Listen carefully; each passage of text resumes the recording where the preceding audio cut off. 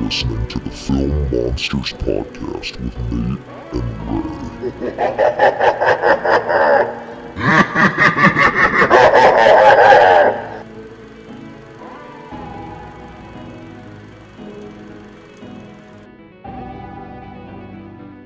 Well, hello everyone. Welcome to another episode of the Film Monsters podcast. It's Nate, And it's Ray. and we're Cheers. back. We're back after a week break for another episode. And Ray, I was really excited about our last episode because it was another interview, and I feel like the interview went really well. I'm starting to get more comfortable when we do these things. They feel like less. I don't know. The first time we did that interview with John, I was so stressed and like uncomfortable, but now it's like easing my way into it. It just gets easier and easier. Yeah, same. I feel like I'm finally starting. Well, now I feel like I'm actually watching these films differently, so I can talk about them. So it's kind of cool too. Yeah, it's almost like you sit down with a notepad and you're like, okay, what, like, rather than just be like, I'm taking in the movie and saying it's good, because now you're like 3 for 3 with taking them by surprise with your questions. You've got to you got to keep up, that shock factor. I feel like I'm setting up a standard. Actually, it's funny. The other day, I was talking to someone at work. We were talking about the movie Warm Bodies. I mean, that's a pretty like schlocky, like fun movie.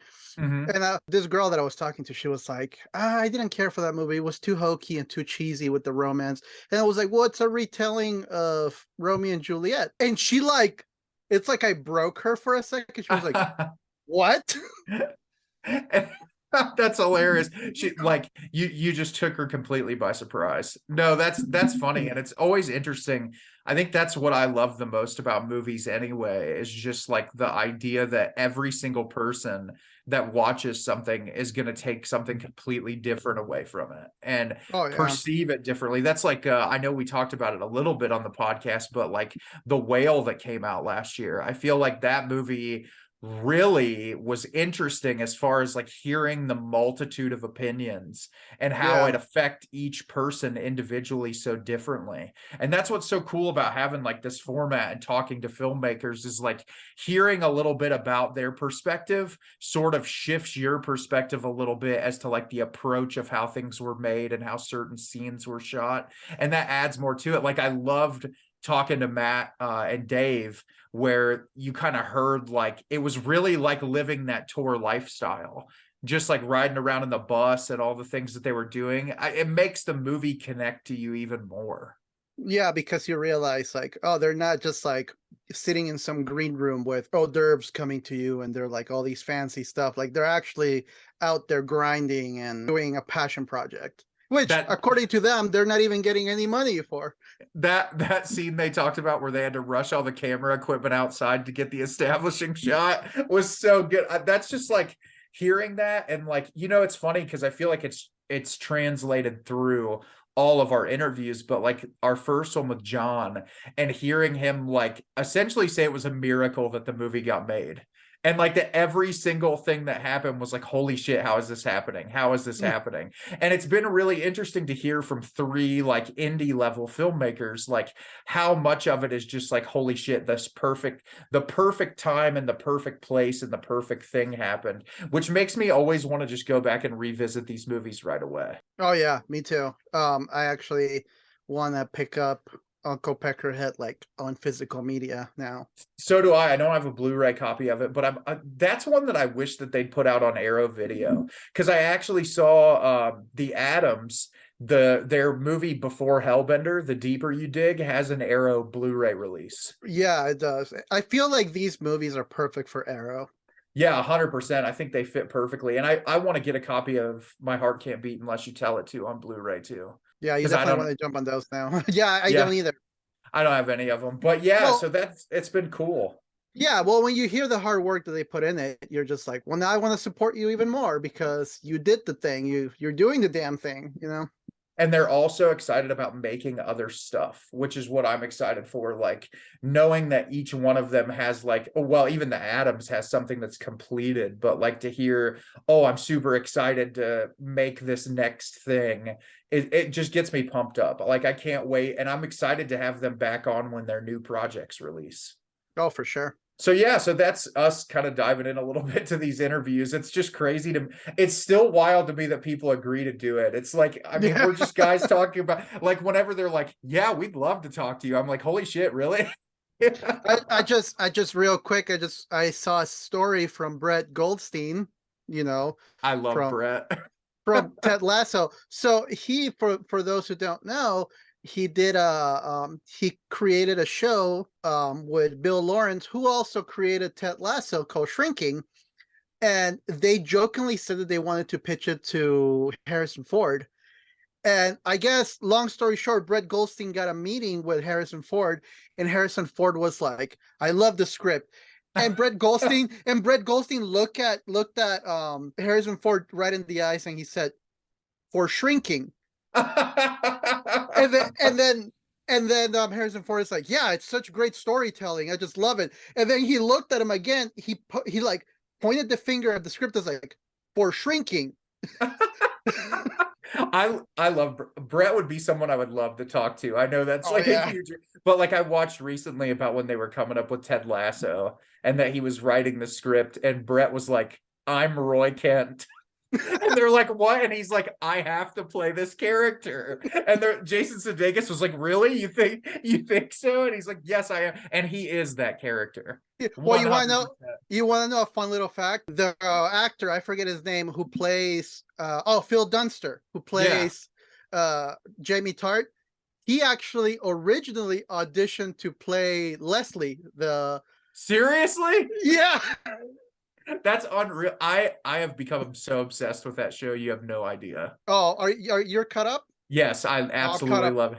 Yeah, I love it. Jess and I binged the first 2 seasons in like 3 days because we just sat on the couch and it was like, and it's almost kind of a shame because that show is so wholesome and beautifully written that you just don't want it to end. Yeah, but it's also really dark, but dark in like a real way, not like, "Oh, we're gonna depress you," but it's like, no, this is stuff that actually happens in real life. Well, yeah, And if they just made Ted's character like a cheeseball, like lovable guy with no sort of depth, it wouldn't be as interesting. But giving him like a dark side where he has rough shit in his past and he's working on his mental health and all that makes him so likable. And what I really love about the show is that's every character. They don't like every character has been focused on and given some sort of arc. They don't leave any stone unturned, which is impressive for a TV show that's only 2 seasons in. what I love, like, Roy Kent is my favorite, and the reason being is not only because he's hilarious, but like, you have this macho, like, hairy, big, tough guy with a very sensitive background, and to be able to tackle that toxic masculinity within him, and how he's trying to like be this like manly force, but also this very like sweet and thoughtful guy. That dichotomy is really cool. That episode and towards the tail end of the second season might even been the finale when he hugged Jamie after his dad destroyed him. It was like that moment of vulnerability was so well written, and just how you can tell that like their relationship, as much as they've both been pawning after the same woman for so long, it really is kind of like a father-son dichotomy a little bit. Like Roy being in the league for so long and being such an established player, and Jamie, like, you can tell he wants that. He wants to be that way and that kind of a leader.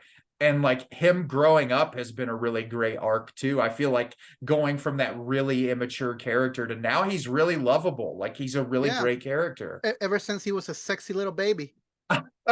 And also one of my favorite characters in the whole show, shout out to Juno Temple, because her performance as Keeley has been incredible. Like the shifts that character's gone through, and I think the way that her and Rebecca's friendship has played out has been a great portrayal of female friendship. Love that combination of those two. It's great. I like the way that it's portrayed. Everything just feels so real. As wholesome as the show is and how like kind of cheesy it could come across, it never does. It all feels real. I love it. I'm so glad you love it. But hey, what now that we're talking about awesome some female characters. Yes, No, it's a perfect transition. Also, I do want to say one more thing about Ted Lasso. Apparently, no one in Europe knows what a Hallmark movie is. yeah, I know. They're I terrible, love but they're great. that's what Jason Sudeikis' little like sidebar, which also what a brilliant performance. Jason Sudeikis is amazing in that show. We could do a whole Ted Lasso podcast. Welcome to our episode by episode breakdown. No, so yeah, speaking of strong female characters, it's Women's History Month, and Ray and I decided that we wanted to do an entire episode of the podcast dedicated to talking about some of our favorite female directors, actresses, composers, whoever and whatever we want to talk about. Because as we said when we talked about Black History Month, you know, Ray or I, neither one are a woman. We were not assigned female at birth. But it's so important to acknowledge the powerhouse women in this industry and kind of the hurdles that they've had to jump over through the years, because as great of an industry that has been built up now and how many opportunities have been out there for women now comparatively to even like 20 or 30 years ago, we're still pretty behind. Oh yeah, I actually just a little caveat, the list that I came up with is like 90% directors and one composer. I actually purposefully left actresses out of my list because I want to talk about the women behind the camera. And I it's feel funny, like most of my list is also directors. oh, perfect. Well, the thing is, it's like I can tell somebody Jodie Foster or Angelina Jolie, and like you immediately put a face to that. And we have talked about all these actresses in the past, that this time I wanted to actually give a bigger focus to the ones behind the camera, because I think that's maybe even more important because they're the ones writing and telling the story. And it's also harder to get that gig. I feel like now you're getting more women that are being approached and saying like, hey, take on this project, or hey, do this thing. And it's cool that they're getting those opportunities, but like we're hoping to shine a light to say we want more of those voices out there.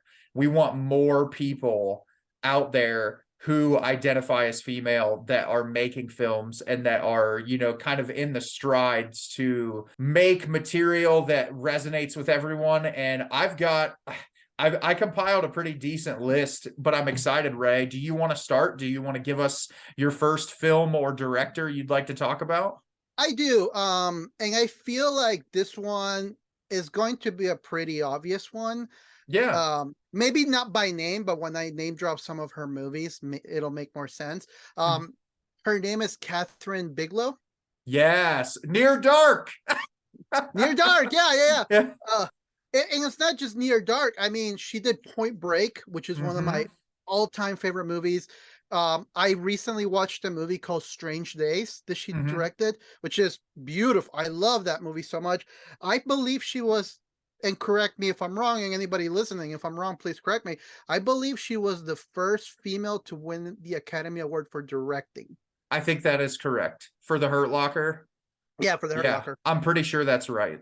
But I wanted to focus mostly on like these three movies that the three movies that I love, like Near Dark being the first one. I mean, it's this awesome, like cool vampire movie. Yeah, like it's this neo-Western like horror film about vampires starting, you know, you have Adrian Hasdar, Jenny Wright, you know, the late Bill Paxton. I mean, this movie was so good. And it was weird because it's not a movie that performed all that well. No, it didn't. Hard to find now. It was hard to find. Now that Shudder got the rights for it, that, you know, we have it now, but for the longest time it was so hard to find. And then obviously you have Point Break with, you know, Mr. Keanu Reeves and the late Patrick Swayze, another great movie which featured Flea from the Red Hot Chili Peppers. Another great like just noir crime action movie. And then Strange Days. I don't know if you're familiar with Strange Days. I'm not. Strange Days is this. So I'm going to talk a little bit about Strange Days because it's a great film starring Ray Fiennes and Angela Bassett and Juliette Lewis. And the main plot of it is that Ray Fiennes is an ex-cop who now kind of has turned to the black market, and he calls them experiences. It's like he calls them squid. which they go into, but it's an electronic device that you put in your head, and you connect these little discs. And what people do is that he pays people to live certain experiences, whether it would be sexual, crime experience, some form of experience.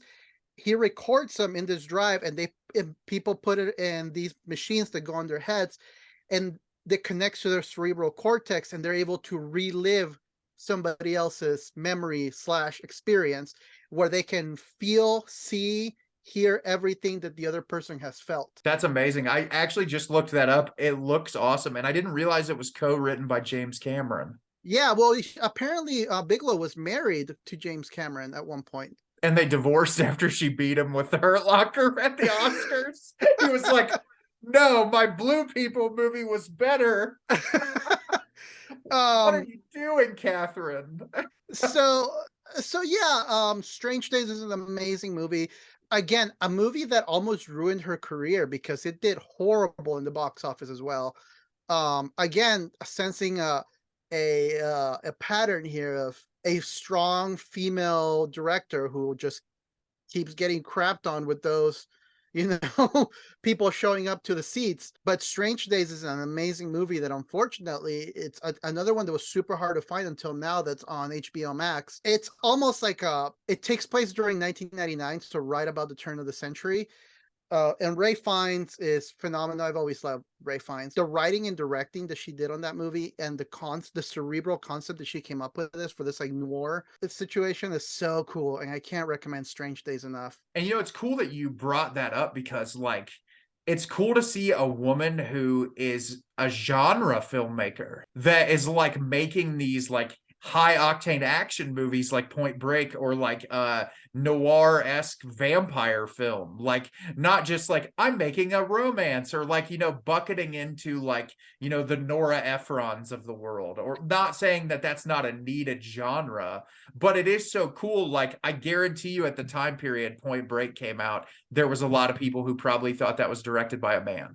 Oh, absolutely. Well, I mean, if you look at the rest of her catalog, I mean, you have The Hurt Locker, Serial Dart 30, The Weight of Water. I mean, she has a lot of war movies, a lot of like movies that take place around the war. Her movies, like you said, could be misconstrued. Oh, some buff dude directed this. And I was like, no, there's some like badass women out there directing some badass movies. Which is so awesome. And I love when, because sexism has existed in film for a very long time. And so it's really cool to see movies that are helmed by women that people probably would not assume are helmed by women, which are amazing. But I actually, for my first director I want to jump to, is another director who directed a vampire movie. I thought that was a perfect segue.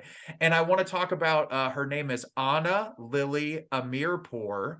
She's a Persian, British-born Iranian-American film director. Did she do A Woman Walks Home at Night? Yeah, Girl Walks Home Alone at Night, yes. And I wanted to talk about that. I have not seen her other films, but she also made the Neon-produced movie The Bad Batch with Suki Waterhouse and Keanu Reeves and Jason Momoa. Oh, I want to see that. Yeah, and she had a new movie that was released, I believe, 2021, called Mona Lisa and the Bad Moon, which I still want to see. And she did a segment on Guillermo del Toro's new show, Cabinet of Curiosities. Yeah, it's called The Outside, was the one that she did.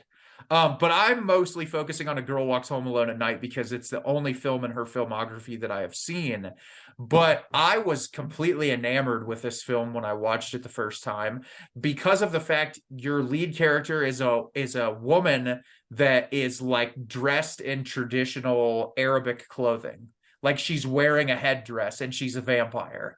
And it's like she's walking through the streets of Iran and like picking off like evil people off the streets. Like, when she kills people for blood, she's killing like thieves and murderers and like all of these different people. And she ends up running into this guy who, his father is addicted to heroin.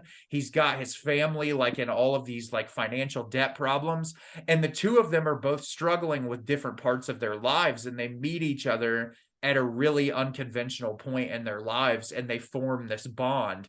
And music is the through line of the movie, and the music in it is incredible. The score is amazing. The original music that's used, it's shot in beautiful black and white. There's actually moments in this, funny enough, that make me think of David Lynch, that are really surreal and kind of abstract. And I don't know, there's something about this movie that it's just like mesmerizing from the very first frame. And I don't know. I love filmmakers who, obviously, you know, she was born in England, but she has this heritage from this part of the world. And she wanted to make a genre movie that takes place in a place that is important to her. And I think that's really cool because, you know, when you think of vampire movies, you're always thinking like in the woods or like in a castle, or like, you know, there's these very, with the exception of some films, you're thinking very stereotypical. And so it's cool to me to think that you're like in a kind of like a dingy looking desert town that like, it feels almost like a Western. Oh yeah. Well, I love the fact that they chose black and white too. Oh, it's haunting. The blood in black and white movies look so good because of just how deep and dark the color is. Well, and then like, because a lot, you know, as the film entails, a girl walks home alone at night, you know, this takes place predominantly at nighttime. So like the blacks are very deep, and it just feels like these like dark streets can go on forever because it's just, they're so deep and dark. It's fantastic. Well, yeah, and I love the fact that the style, like you said, it's very stylized, and I do see that Lynchian vibe to it for sure. Especially that dance sequence. Yeah. It's so weird and out of place, but like, I don't know. The one word I would use to describe the movie is mesmerizing. It really is. You're just entranced in this world from the very first shot. And I think all the performances are phenomenal. And I'm sad that I haven't seen any of her other films because this movie is just so damn good. It is really good. And I love that she rides around in the skateboard. Yes, that's one of my, and I love like when she kills the guy and she's going through his CD collection. I'm like, oh, I feel that. If I was a vampire, I'd be and killed someone with a record collection, I'd be like, let's see what you got here. I've always said that if I were like a ghost or something, I wouldn't go haunting places. I'm like, ooh, who's playing tonight? I'm gonna go see it for free. But yeah, I think this movie's fantastic, and I'm excited to check out more of her stuff. So I'm gonna go with another director who also did a vampire movie. Woo! Vampire movie. Oh, it's just gonna be an entire vampire movie episode. And she also did a segment on the Cabinet of Curiosities. Oh, who are we talking about here? Her name is Catherine Hardwicke. Okay. And she directed Twilight. Yeah. But that is not the movie that I want to focus on. You don't want to talk about Twilight? No, even though we all hated Robert Pattinson and now we all love him for two different vampiric roles. No, so she directed a movie that I haven't seen but I heard is amazing, 13. Mm-hmm. But she also directed one of my all-time favorite like movies. And this movie is not by any means a masterpiece. It's really just like a fun, nostalgic movie that makes me feel good when I watch it, and that's Lords of Dogtown. This is a movie that I have heard so much about, and I have never watched it, but I have heard nothing but good things about it because I was friends with a lot of guys in high school that were really into skating culture. And so they were obsessed with this movie. I love this movie so much. I remember watching this movie, the movie came out in 2005, it looks like. This was actually the movie that she directed before. She directed a movie in between that and Twilight, but she did Lords of Dogtown, then another movie than Twilight. But Lords of Dogtown, it basically is the story, for those that are not familiar, about the Z-Boys. Basically it's Tony Alba, Stacey Peralta, and Jay Adams, who were skaters, but at the same time they were surfers. That was their main thing, is they were surfers. And then Skip Emblem, who was the owner of a local surf shop, kind of caught wind of the skateboarding craze rising up in California, in Santa Monica specifically. So he kind of jumps into the skateboarding gig because at this point skateboarding had just come out with the polyurethane wheels, the ones that are pretty standard now. They had just come out with those, so those, you were able to do a lot of tricks that were like, you can do the vert tricks to stick to the wall. And so then he realized that these kids were really good at surfing. What happens if we can incorporate the way you would tackle a wave in the street with a skateboard? And there's a really genius line in the movie where they're like, there's more concrete than waves in the world. And they start, getting, and this is a true story. And this is the story of these kids. And Stacy Peralta actually wrote the script for it. And, Stacy Peralta went on to get Powell Peralta going, and he discovered Tony Hawk and gave Tony Hawk his first big break. And this movie is awesome because you get the skateboarding culture, you get the not only the skateboarding culture but the music culture. I mean, there's this great scene where there's a riot and this band is playing in the background and they're playing Nervous Breakdown by Black Flag, but the band is actually Rise Against, the one performing it. Yeah, really? Wow. And this is before Rise Against was Rise Against, and you have a lot of cool little Easter eggs like that. But also something that I really admired is Catherine, the director, said that she wanted this movie to feel authentic.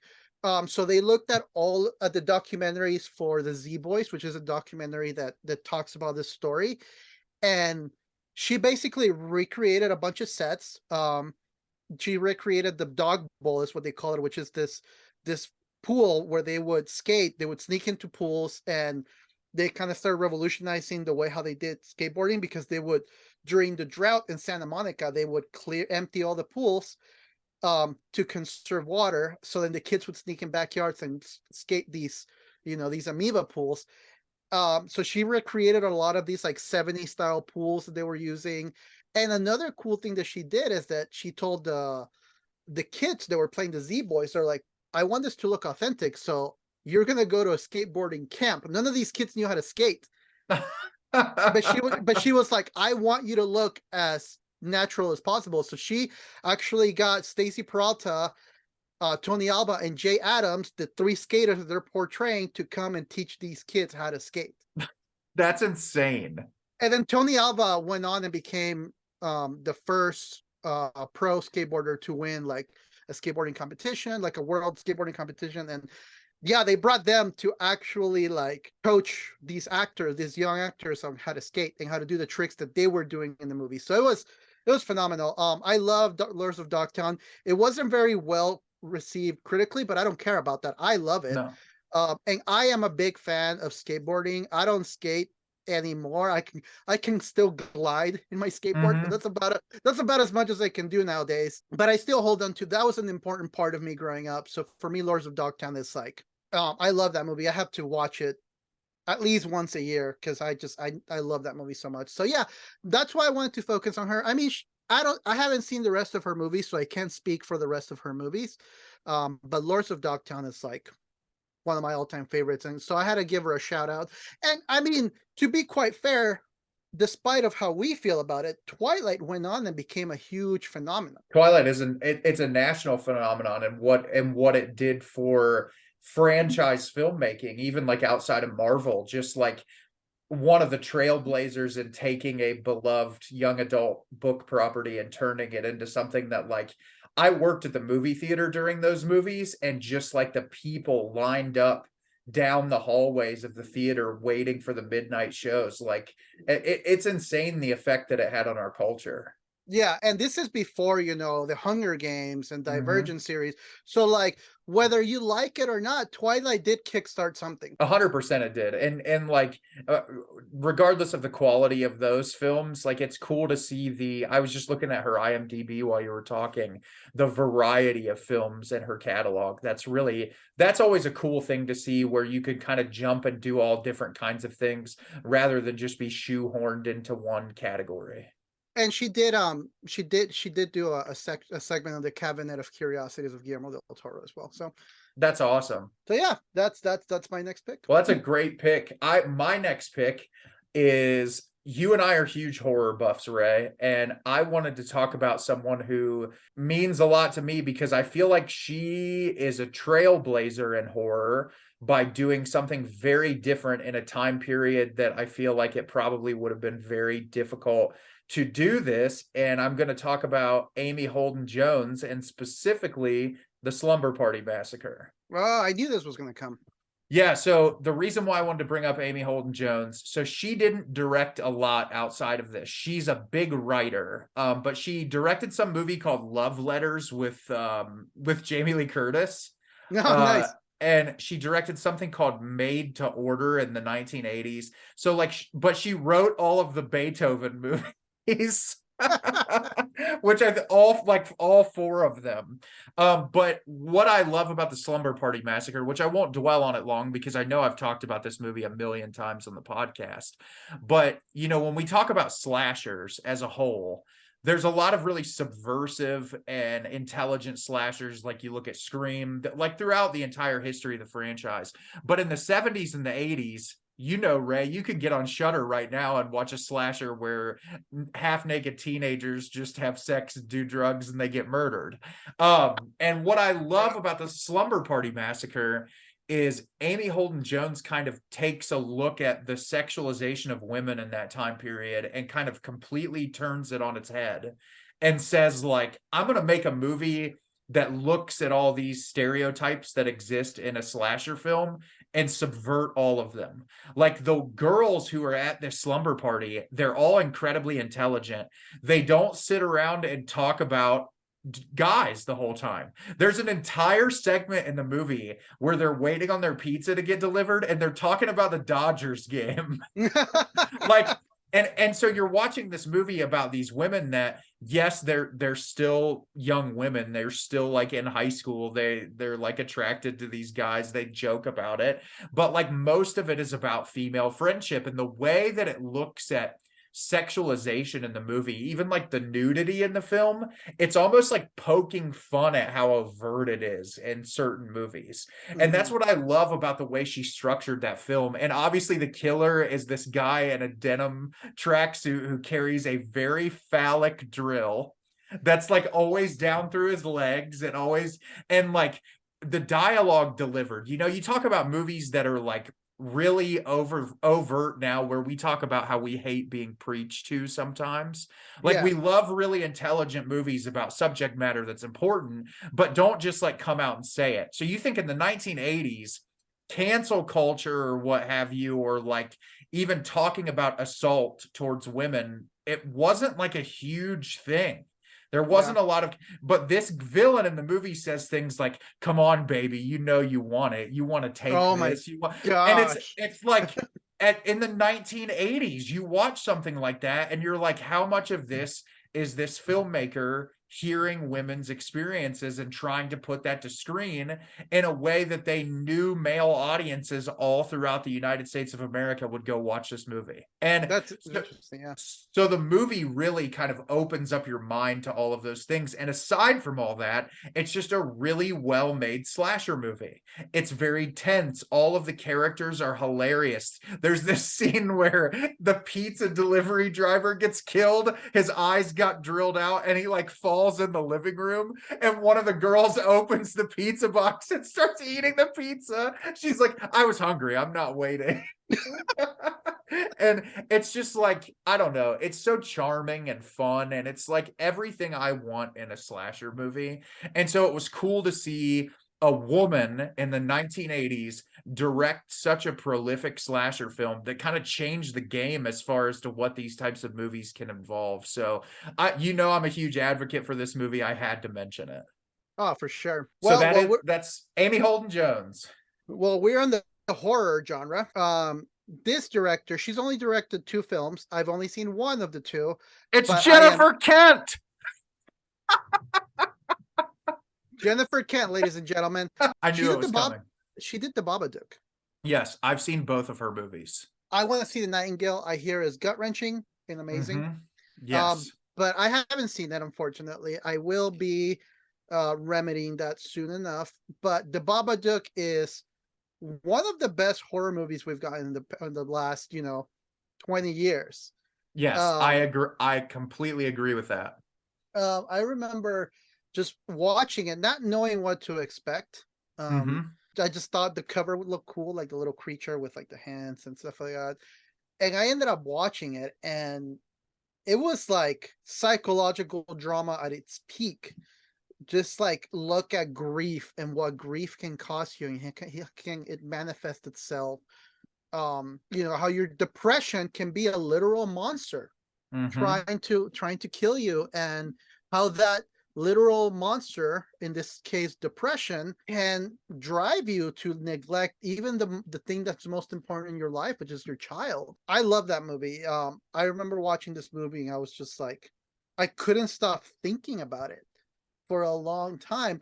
I wish I would have brought it out since we're doing visual media today, but I have the pop-up book. So I have the vinyl, and it has a pop-up book inside the vinyl. Oh, I have the vinyl Eh. too, but I have the actual replica Oh, of the you have the pop-up book. book.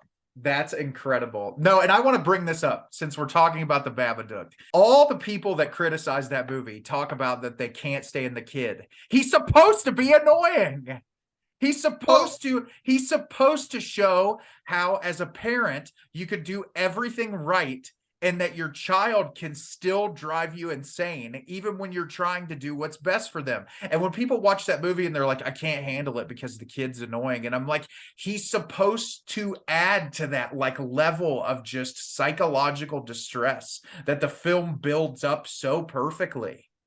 and having seen that movie through the lens of a parent, it really changes things because, kids are not like something that I fight against a lot with people.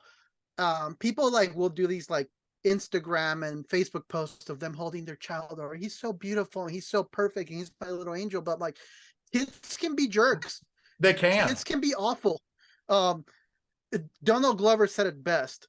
What makes a good person is empathy and sympathy. And kids don't have that. So they can be terrible. And that's the thing, is it's like, that doesn't mean kids are bad. It doesn't mean kids are like, don't have kids, or whatever you choose to do with your life, that's up to you. But children aren't these perfect, well-behaved machines.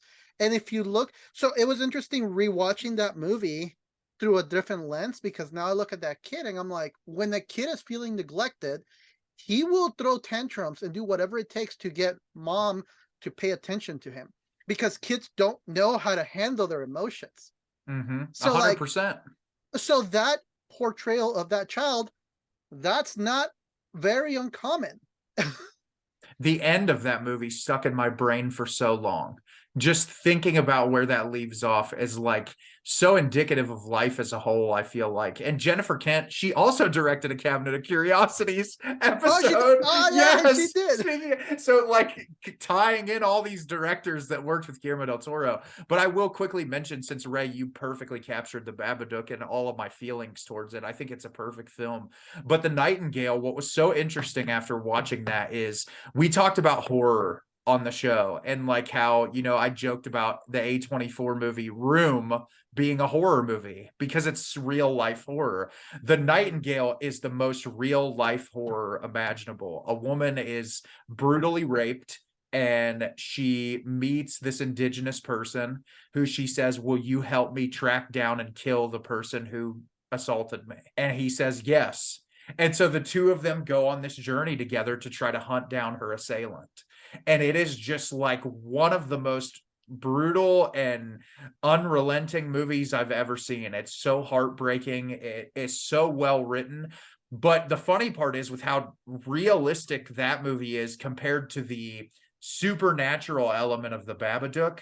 Both of them are so emotionally poignant in that the Babadook uses that supernatural element to like elevate your emotions about that subject matter. Whereas the Nightingale just shows you real life terror and says, this is how horrifying life can be. And I think it's a testament to how great of a director Jennifer Kent is, that she can do both of those extremes and succeed perfectly at both of them. Also, I don't know how it works in the Nightingale, but the Babadook, I mean, Essie Davis and her performance was like Oscar worthy. It was incredible. And I feel like if the Oscars didn't like shun so much on horror, she could have easily been a nominee.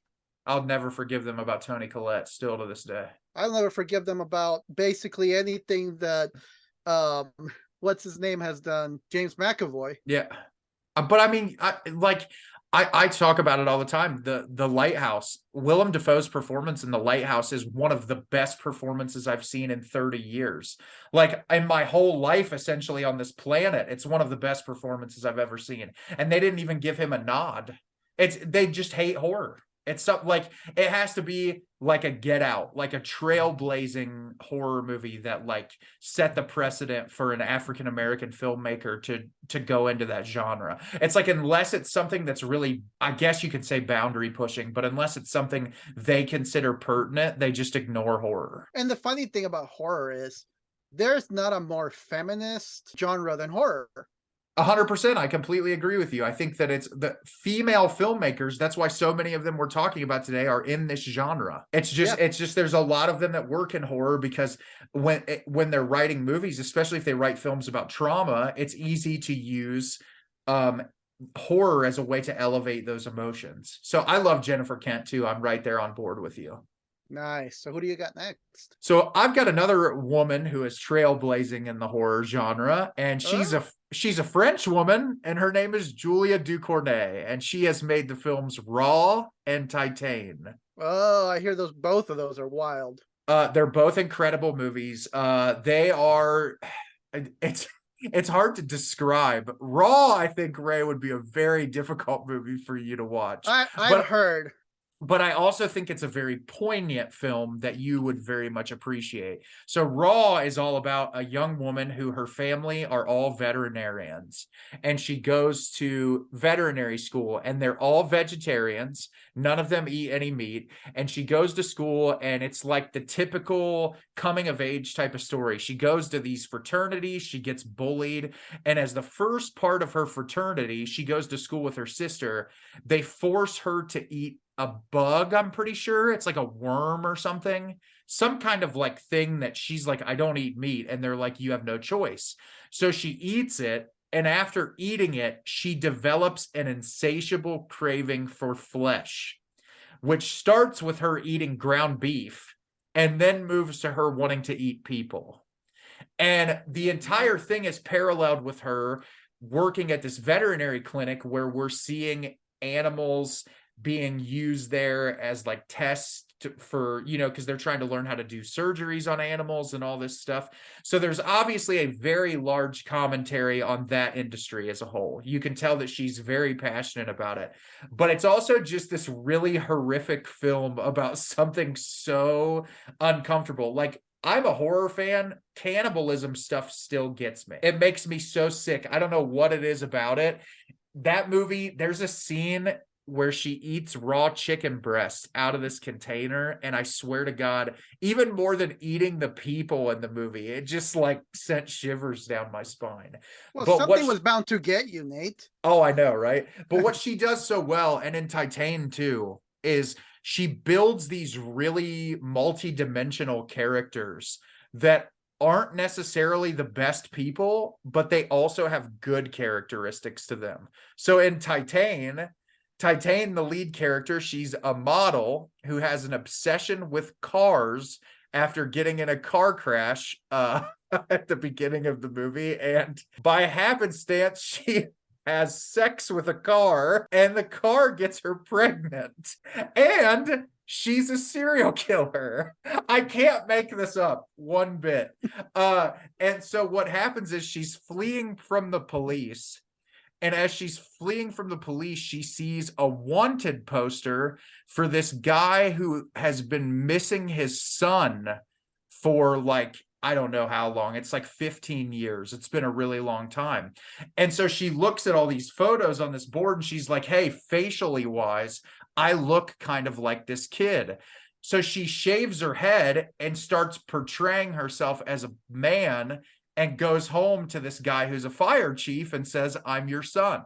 and she starts living at home with him. Well, you have this weird thing about her with the car fetishism, but you end up getting this really beautiful human story about this guy who lost his child and rekindling his relationship with who he thinks is his child, while this woman who has never really had any sort of love or care or affection in her life finds this person who genuinely cares about her while she's going through this crazy circumstance that I can't even begin to describe. And that's what's so impressive about Julia to me, is that her movies are so layered with like weird material that you're just like, what the hell am I watching? But it's also really beautifully human. And I think it takes a really special director to be able to balance those types of tones. And she's just one of the best doing it right now. Another one who should have been nominated for Academy Awards that never gets nominated because she's in the horror genre.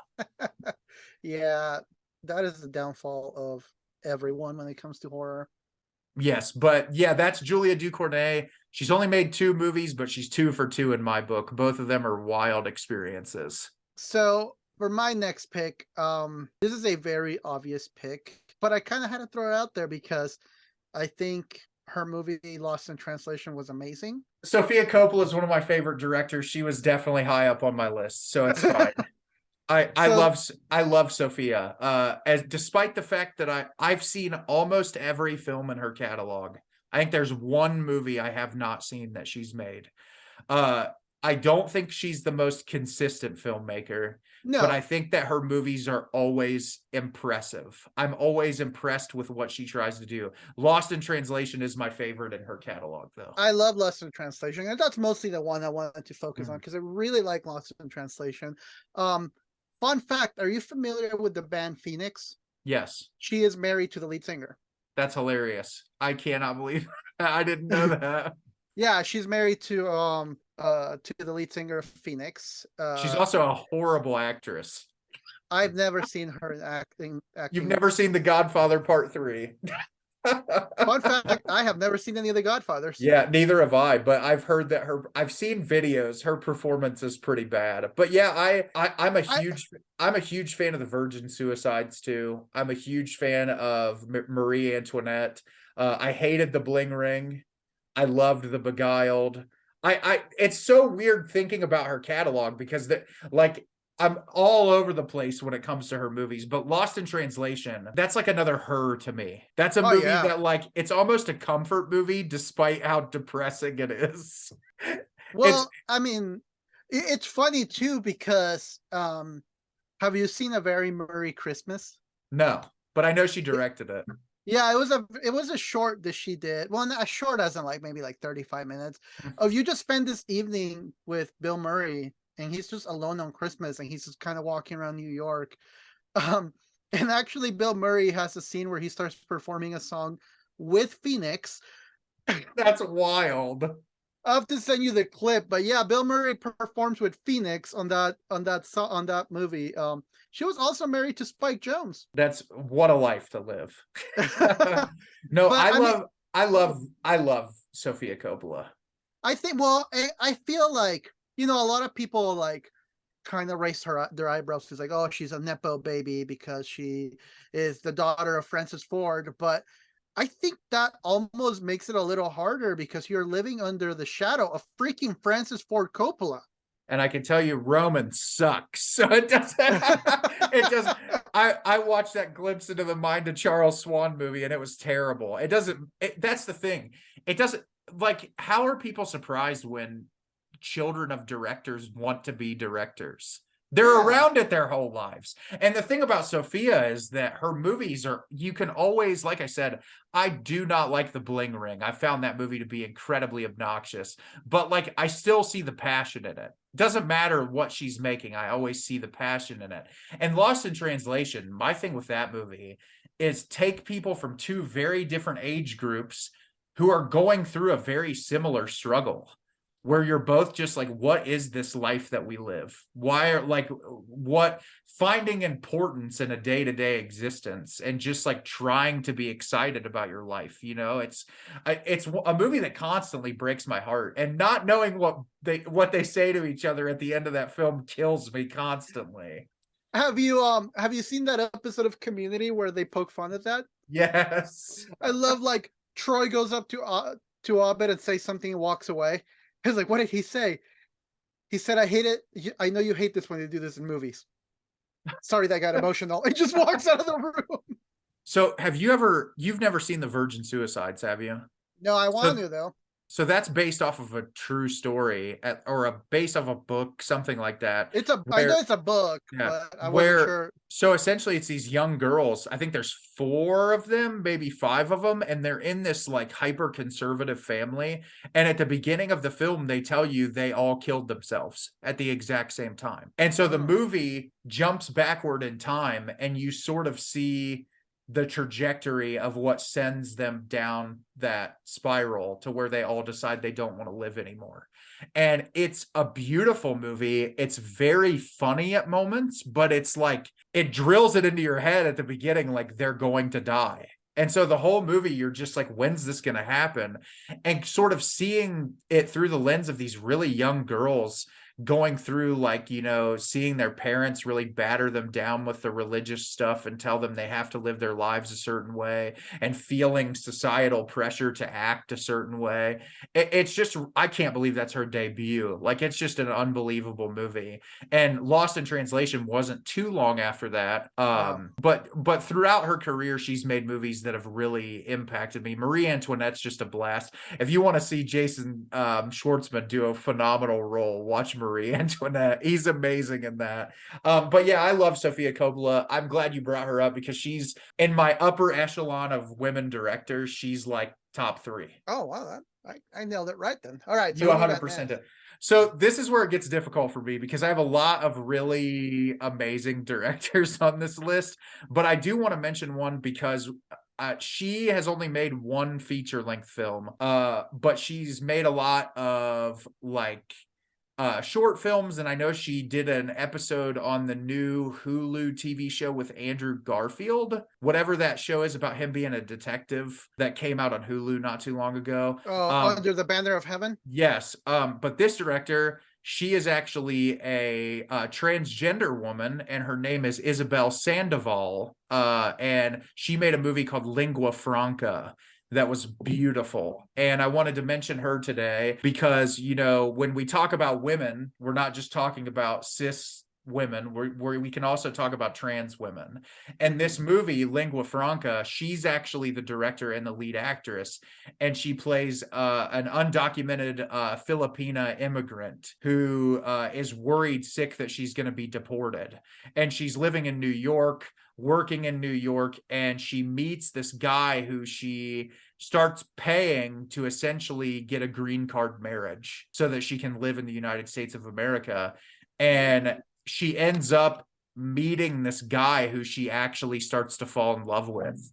And it's this really difficult story about, you know, I mean, you think about the struggle that transgender people go through as far as identity as a whole anyway. So you have that as the central core focus of the film, but then you have this whole other thing about being an undocumented immigrant in the United States and like trying to get here and be able to live a life here and escape the life that you used to know.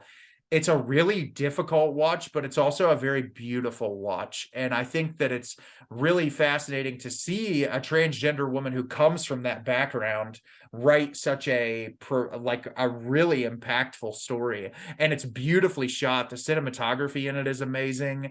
And it'll definitely tear at your heartstrings. It's a very difficult watch. But I'm really excited to see Isabel make more movies because she's really talented. She actually got to do a Criterion Closet visit. They filmed that not too long ago. And it was really cool to see her on there and talk about the movies that she really loves.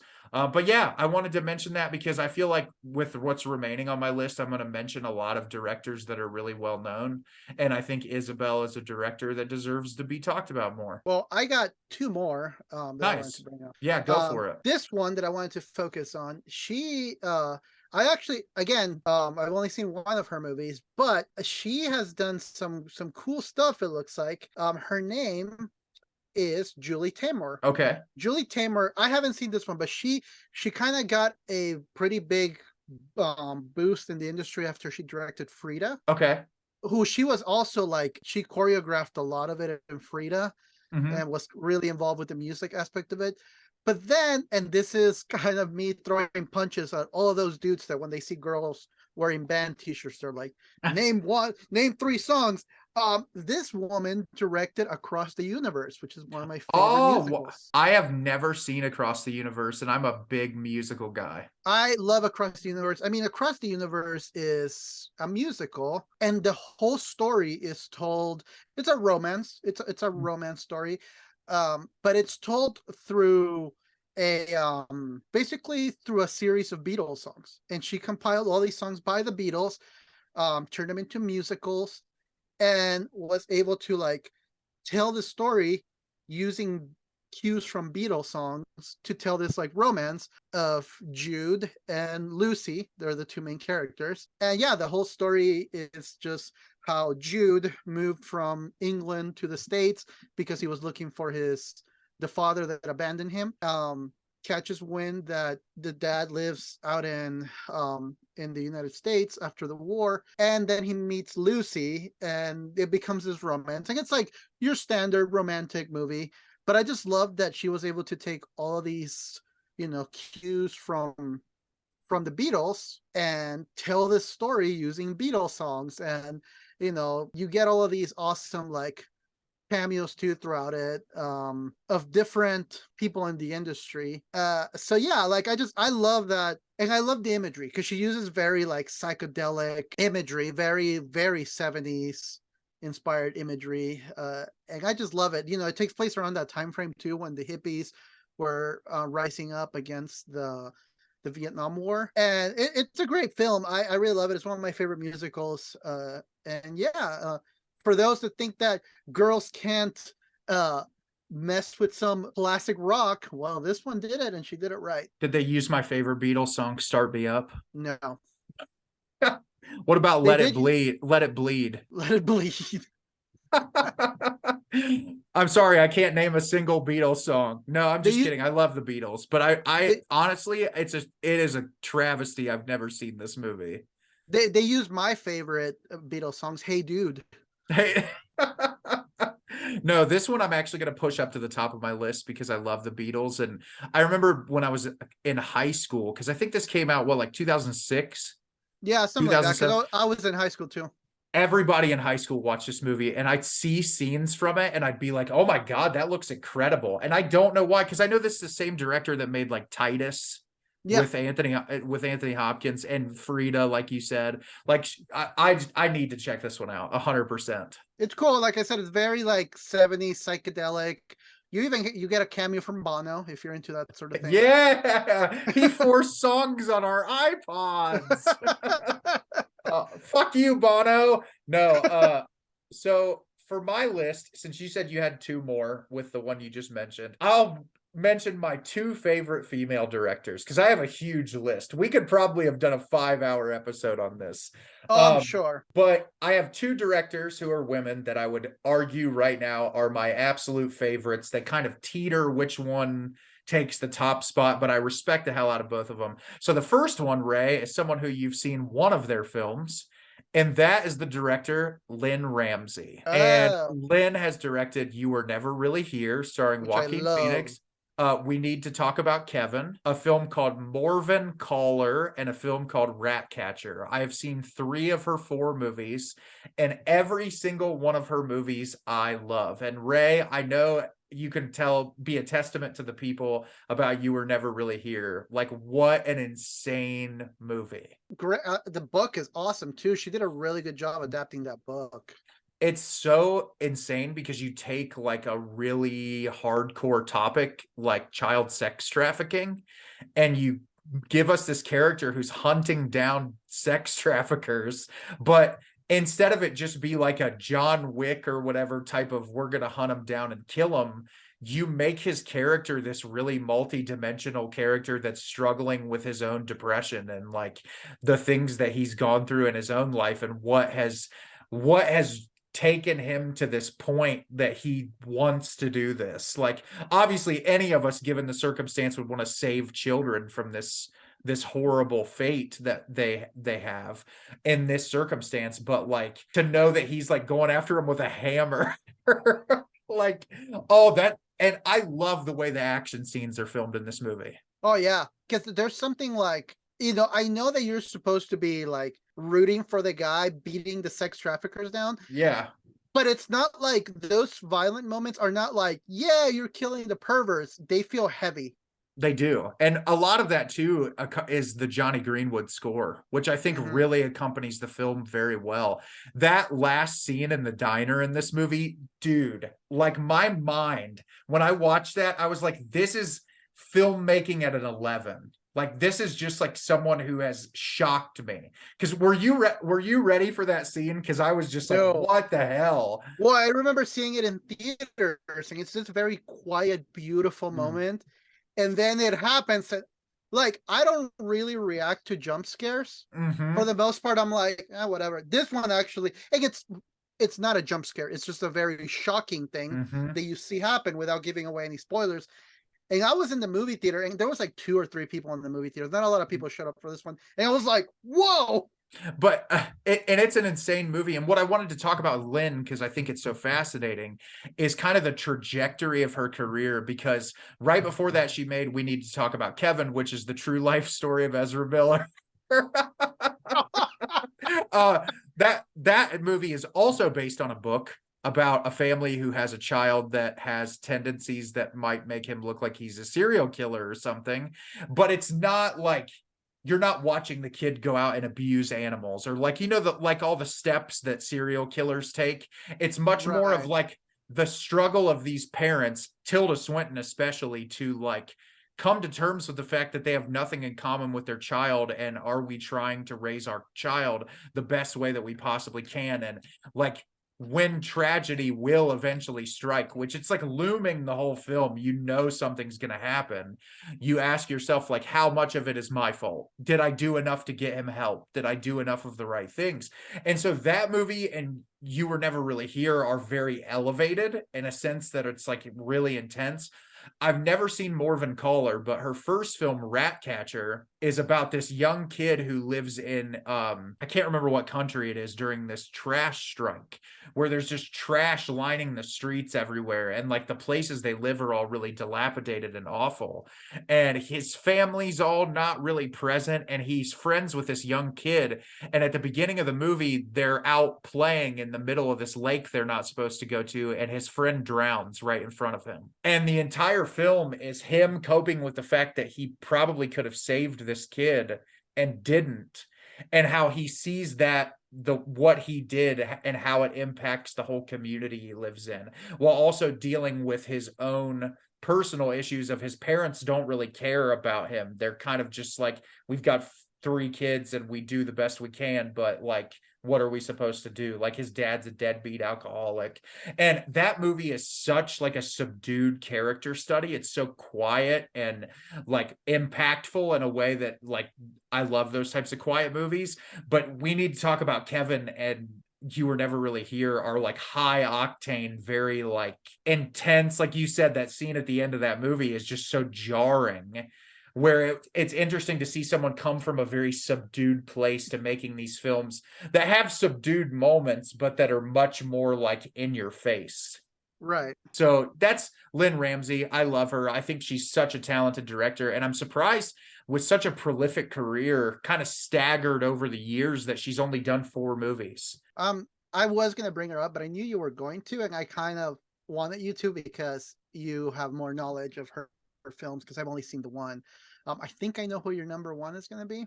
Yeah, I know you know who my number 1 is going to be. I guarantee it. But yeah, I honestly, like, I love Lynn Ramsey. She's fantastic. So I'm going to give the last one I wanted to focus on, and this is actually not a director. This is a composer. Nice. And I always celebrate this woman because I think she has done so much for film in general, obviously, but I feel like she has done so much for film for female composers, and that I'm going to butcher her name, but I'm going to try my best. I have it pulled up here. Hildur Gudnadottir. Yep. I would have butchered that so bad. You did the best you could. That was actually that was actually very impressive. um, for those that don't know, she is the composer for her biggest accomplishments right now as composer. She did Sicario, Day of the Soldado, Mhm. Joker, Tar, Women Talking, and Chernobyl. Nice. Um, and she is first the first Icelander to win an Oscar ever. And back in 2000, the categories of original dramatic score and musical comedy were combined into one whole category for just best original score, and she is the first woman to win an Oscar for that category since that switch. Nice. um I love the music that she does. It's really cool because she has toured with Animal Collective and Sun O, which are couldn't be more polar opposite musicians. Sun O is like this doom metal musician, and Animal Collective is like this experimental indie band. But she is a cello player predominantly, and she was a touring cellist for them. And then she started doing like a lot of work. Like she won a bunch of awards for Chernobyl. Then, I mean, she won so many awards for Joker, and rightfully so. However you feel about Joker or Chernobyl, her music is amazing. And I Agreed. shout out to Johan Johansson, who actually hired her a lot to do a lot of music. You know, Denis Villeneuve had her be a cellist on Sicario. Iñárritu had her do some work on The Revenant, and then Johan Johansson would always have her work with her. They would always work together, and Johan Johansson was set to score Day of the Soldado, but he actually passed, and but almost like handed the baton to her to That's score cool. it. And I mean, she did Joker. I know you're not a big fan of Joker, but you know that scene in the bathroom when he I love starts them. I dancing? love the music in that scene.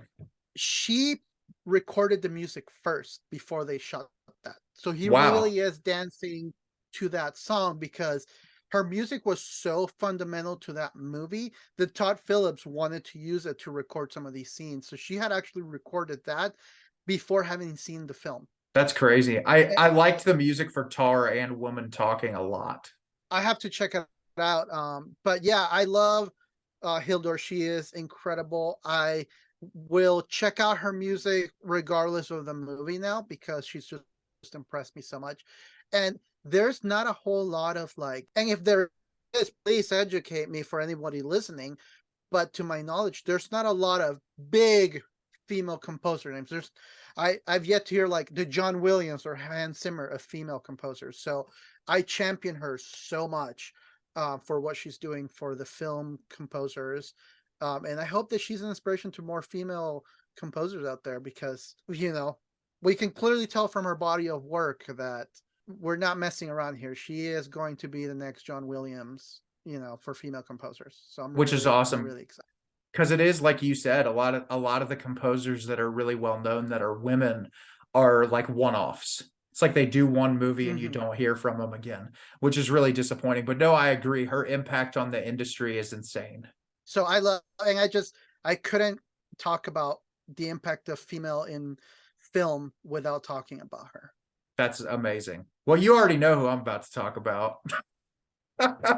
Lay it on me. You, Celine Sciamma. Everybody knew I was going to talk about Celine Sciamma. She's my favorite female director. She's made 5 films and I've seen 4 of them. I don't know why I haven't seen the one movie that she's made, but obviously everyone knows Portrait of a Lady on Fire. But she's also made Petite Maman, Water Lilies, Tomboy, and the only movie that I have not seen from her is called Girlhood, I think. Girlhood, Yeah, yes. Girlhood. I have it pulled up here. They were all on the Criterion channel, and I watched all of them, and then they pulled it right before Girlhood left the Criterion channel. So I didn't get a chance to watch it while I was on there. But the thing I love about Celine, obviously, you know, if you know anything about Portrait of a Lady on Fire, you know, like, how much of a champion movie that is from the LGBTQ community. It's such a powerful romance that's written so beautifully. The cinematography is like on another level. Ray, I think the thing, you've never seen Portrait, right? the thing you will appreciate about that movie is the use of music, how minimal it's used, but how important the music is to the overall plot of the film.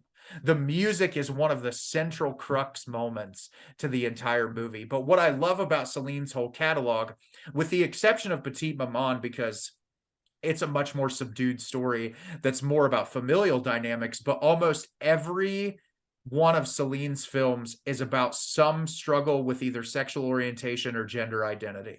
So like Water Lilies is about a young girl who's in high school who starts to gain an attraction for an older woman who is in her high school, older teenage girl that's in her high school. And like how she's belittled if she looks at her that way, the way kids treat kids when they, you know, don't understand their identity, they don't understand their orientation. Tomboy is about a young girl who does not like dressing up like a girl. She wants to wear more of young boys' clothing, and she ends up going out in this new town she's living in, and all of the kids that are around her just assume that she's a boy, and so she just plays it like she is a boy because she wants to be a boy. She doesn't want to be treated like a girl. And so there's such a beautiful story of identity in that, and it's handled so delicately. Obviously, Portrait, two women being in love in a time period that you'd probably be killed if you were told these people that you were in love. And so those movies all have emotionally impacted me so much because, as you guys all know, Ray and I both huge champions for LGBTQ rights and the LGBTQ community. And I love filmmakers who are able to make really poignant subject matter that's also not just like preachy, beat you over the head. It all is very real. It feels just like a snapshot of life. Like, it's so impressive to me what Celine pulls off. All of her movies are so beautifully human.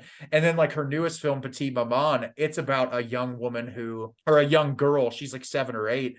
Her grandmother passes away and her parents go to clean out her grandmother's house. She goes into the woods and meets this other girl who's her age. Well, you find out through a set of circumstances who that other little girl is, and it's mind-blowing. It's almost like a children's fairy tale, but it's so beautiful, and it's a relationship dynamic that everyone can understand. It's about a mother and a daughter and a grandmother and a granddaughter, and all of these familial dynamics and relationship dynamics that we can all understand, but brought into film in a way that's so beautiful and poignant. And her movies, like, the credits roll and I don't stop thinking about them for weeks after I watch them. It's just like, there are certain directors we talk about like that all the time, Ray, that like you watch their movie and you just think about it forever after it's over. And every one of Celine's films I've watched, they've stuck with me for so long after I've watched them. And she is someone who I will support her for the remainder of her career. I just think that she's so amazing. I was really impressed when they went to go get the awards for Portrait of a Lady on Fire in Europe, and they nominated Roman Polanski, and the whole crew left. They all got up and left. They said, we don't want any part of an award ceremony that is going to nominate Roman Polanski for an award. And I think that takes a lot of balls in this type of an industry, especially for a woman who I believe that she identifies as a part of the community. You could correct me if I'm wrong, but I think that she identifies as a member of the LGBTQ community. And to be a person in that place that has this directorial power, and her actresses did it as well, to say like, hey, fuck this, we don't want to be a part of it, he's a known rapist, like we don't want you to be a part of this award ceremony that's recognizing that. And I think that takes a lot of guts to do something like that in that type of a position, especially when you're working with producers and people who could say, well, that was a charade and we're not going to give you money or anything like that. So I think that aside from just being a great director, that she's a great person who stands up for what she believes in, and that's someone who I will always respect. So Celine Sciamma, top tier of my list. She's incredible, man. And there's so many people that I think of, like so many women that I can think of just off the cuff right now. Like, you know, you have Jane Campion, you have the Wachowski sisters, you know, you can go on for days. I wish we had more time. Well, like for me, Charlotte Wells, that made After Sun this past year. Like, what an incredible debut film from a female director that like shook the world. I feel like there's so many like that. Karen Kusawa, who did Jennifer's Body and The Invitation. Like, there's a ton of directors. I had a whole list of like 30 female directors, but we would go on for days and days and days. That's what I said. I mean, just the Wachowski sisters, and like the phenomenon they created with the Matrix. I mean, we can go on for days. What's interesting to me about the Matrix too, now thinking about the Wachowskis, is how indicative there's a lot of themes in that film that really parallel to transgenderism. And when you think about it even more now, it's kind of eye-opening that they made that movie at the time they did. And what a revolutionary franchise. I still need to watch the most recent one. Yeah, because I heard it was great, and I still haven't seen it. I heard it was bad, but I heard that it was like bad with like a little like wink, like we know this is bad and we're doing it on purpose. And this is also a great moment too, and I want to say this now that we've finished our discussion.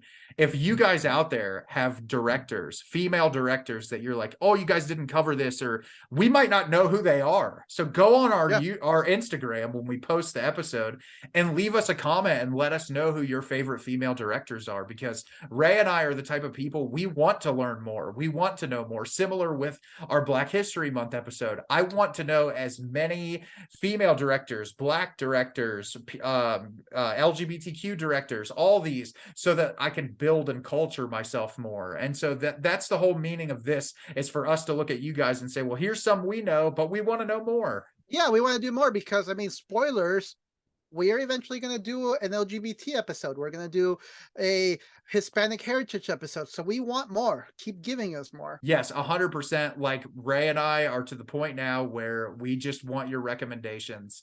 And and speaking of women, we might as well do this now, Ray. We've got another interview. How do we keep getting interviews, Ray? What kind of power am I pulling? I credit our I say our, it's just the two of us. I credit our editor extraordinaire Nate here for getting us all these interviews. Yeah, it's crazy. Like, honestly, I've just been reaching out to people and they're so kind and they just want to talk about movies, which if you guys out there know any filmmakers that want to have this conversation, Ray and I are open to talking to pretty much anybody. Obviously, we're trying to talk to directors that we really respect their work and we want to promote them. And so the next episode you guys are going to get, we are talking to director Mercedes Bryce Morgan, who she actually just directed the film Spoonful of Sugar on Shudder. Which I can't wait for you to see. I can't wait for you to see it, Ray. It's unreal. I mean, to everybody listening or watching, go get Shudder already. Jesus, yes, all of our interviews, like, I was surprised. I'm like, Uncle Peckerhead was never on Shudder. Like, how? But it could easily be. Yes, exactly. And like at this point, if the CEO of Shudder does not know how much like free name dropping we do for that streaming service, for the love of God, give us a sponsorship. We're talking to all your directors. We're giving you free publicity, for Christ's sake. No, but we do love Shudder. And I watched Mercedes' film last week, the day it dropped on Shudder, and oh my God, like, it's this crazy psychosexual movie with an amazing lead performance that it's so surreal, but it's also violent and hilarious. And it's like every type of genre smashed into one movie. And the cinematography is like chef's kiss. It's beautifully done. I can't wait to hear your reaction, Ray. I think you're really going to like it. It's a really good movie. I'm excited. I'm really excited. Yeah, so we're going to talk to Mercedes. So watch Spoonful of Sugar before our episode. So that way when we talk about the movie, because it's going to be an episode that we're going to have a lot to talk about, because the movie has a lot to talk about. I'm still thinking about a lot of the things. The last 10 minutes of that movie, my jaw was on the floor. I was like, holy crap. Maybe I'll have to watch it this weekend and you and I will have to get on the phone and talk about it so we can have our thoughts together before we interview her. Ray, there's so much to talk about in that movie. There's so many themes. The psychosexual power dynamics in the movie are so weird. It's like, oh, I'm excited. I can't wait for you to see it. It's amazing. So I can't believe we're talking to Mercedes, because I loved this movie so much. I'm really excited to chat with her. So watch Spoonful of Sugar. And so now Ray and I are doing Soundtrack of the Week. All right, so Soundtrack of the Week. We're here. We've got some soundtracks of the week. So Ray was talking about female composers. I had to bring up one of my favorite female composers here, who has a limited career, but has done some really great stuff. And what is it? It's Mika Levy's Under the Skin. What? Yeah, I honestly like, also on this beautiful translucent red vinyl. I'm a huge fan of this movie, obviously, but I don't think this movie would work half as well as it does without Without this the score. score. This score is like, I listen to this all the time. It never gets out of my rotation. I love how strange and ambient and ethereal it is. It's one of, like, up there with Johann's Mandy score. It's one of my favorite science fiction scores, period. It's just so beautifully done. It's so simplistic, but the songs, like, they just haunt my dreams consistently. So yeah, the Mika Levy score to Under the Skin, everyone needs a copy of this. Even if you don't love the movie, you need a copy of this score because the score is so damn good. Remind you of all those shots of Scarlett Johansson in a van. Yeah. So what you got for me, Ray? I'm gonna use two today. I'm gonna do two. Oh, go for it. You can do two. I'm fine with that. The first one is not a female composer, but it is about one of the films we talked about. Nice. That is I don't own it still, and I need it. You Were Never Really Here, composed by Johnny Greenwood. And Don't even. Is gorgeous. Help me find that, Ray. I need that. I own like every Johnny Greenwood score except for that. You know, it's funny. I actually found out about the movie through the score.